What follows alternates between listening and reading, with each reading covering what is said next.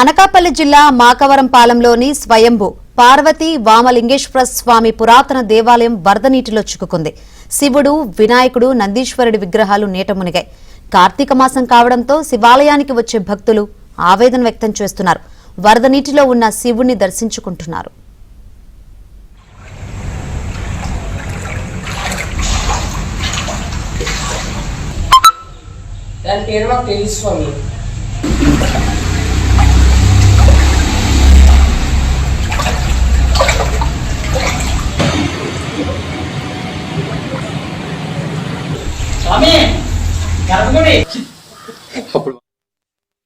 నమస్కార నా పేరు ఈపదేవుడు అండి.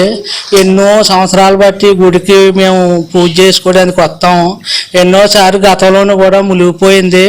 ఏ నాయకుడు ఏ నాదుడు పట్టించుకోలేదండి. అదే పరిస్థితి ఉల్తా తుఫాను వల్ల వచ్చింది. ఇప్పుడు మళ్ళీని అదే రకంగా మళ్ళీ మునిగిపోయిందండి.